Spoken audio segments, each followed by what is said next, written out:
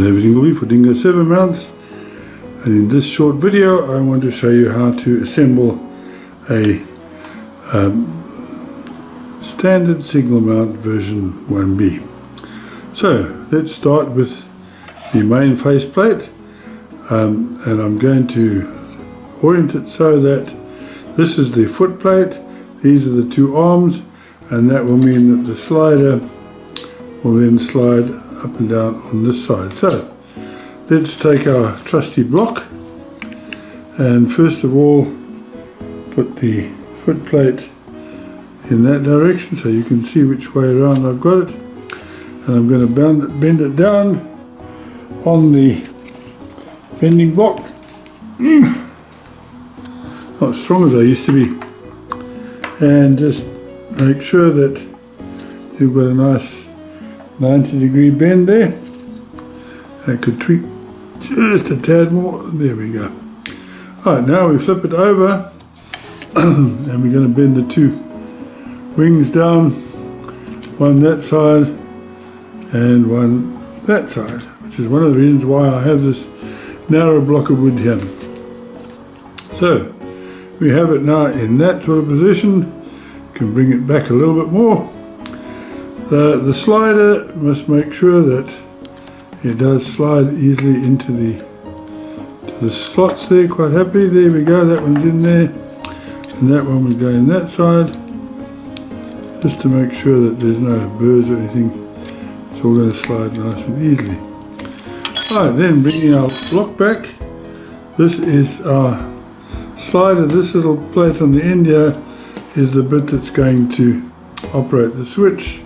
So again, with the three holes at the top, we're going to bend that down. Whoa, this thing is sliding around today. Slide that down, and again just tweak it up to 90 degrees, and that will take care of that.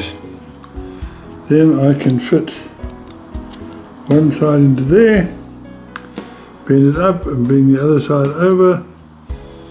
It's always a little bit of a fiddly trying to do this with the camera in front of me, but trust me, it'll work. I will get it in there. I will. There we go. Now, I've just realised something. That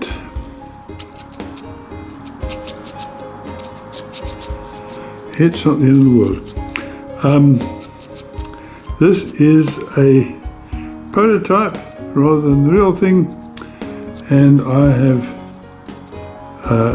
made that a bit too long, but at the end of the day it is exactly the same as on the real thing.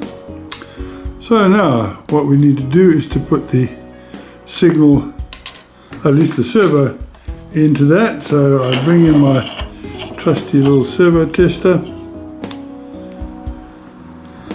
take the servo out of the packet, put my servo tester, plug that on to there, brown wire to the bottom.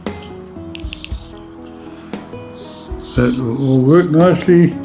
Take it to the middle light there, which then locks the servo in a neutral position.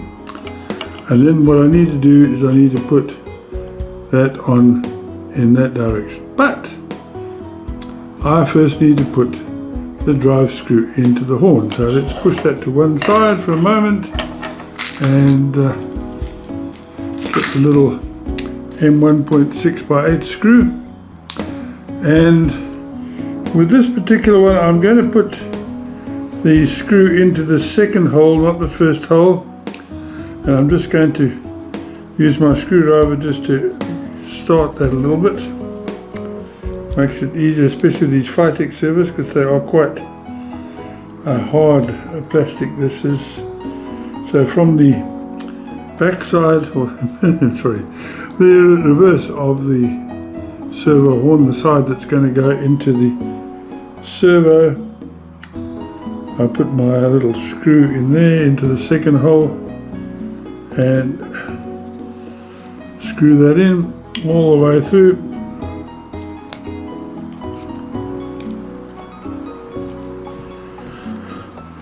It's quite a long screw, but it gets in there eventually. A bit of screwing in there and it'll all be in. Excellent. Now what I'm also going to do while I'm here is I'm going to trim the servo arm off a little bit just to make sure it doesn't foul anything. So cut that off, say about the third hole from the end there. Clean it up a little bit. Don't have to do that, but it just makes it easier. So now I'm back to my servo with the centered position on. Put the horn onto the servo in that position. They don't always go dead straight, just depends on how the how the splines line up, but it's close enough. And then just screw that in, long screwdriver. Gotta have a couple of screwdrivers around when you do this job. Okay, now that needs to fit in from the back of the servo mount, like so, making sure that the screw lines up into the slot there. And then we can just put our two M2x6 screws, which are here. I always like to put the screw on the back of the screwdriver. Screw one in there just a little bit, and the other one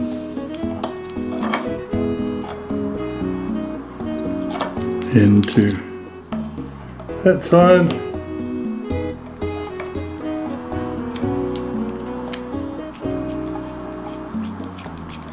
And we can tighten them up. Don't over tighten them, you don't need to strip the aluminium, they lock in quite nicely. And that essentially is your signal mount.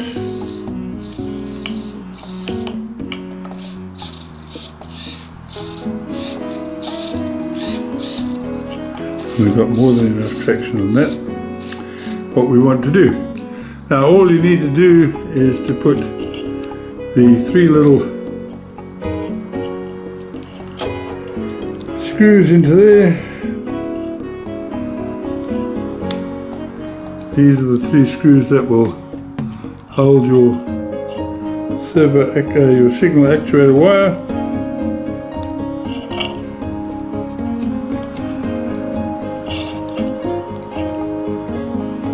One more.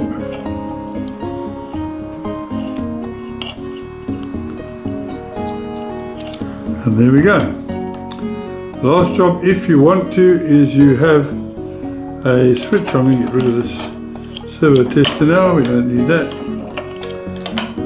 You have a switch and a nut plate and a couple of M2x10 screws, which you can then put a switch on the bottom here, which will activate with the slider. Now the only thing I would suggest is that if you're using a bouncy signal board, do not put a switch on, because if you do that, your switch is going to be going crazy when you're trying to bounce your signal. So let's leave it for now. And so there you go, that is a signal mount version 2B, version B, and you have two little flange screws there with which you can mount it through the holes there into the bottom of your baseboard, and that will all work pretty amazingly. So this is Dingo for Dingo Servo Mounts, and thank you for watching.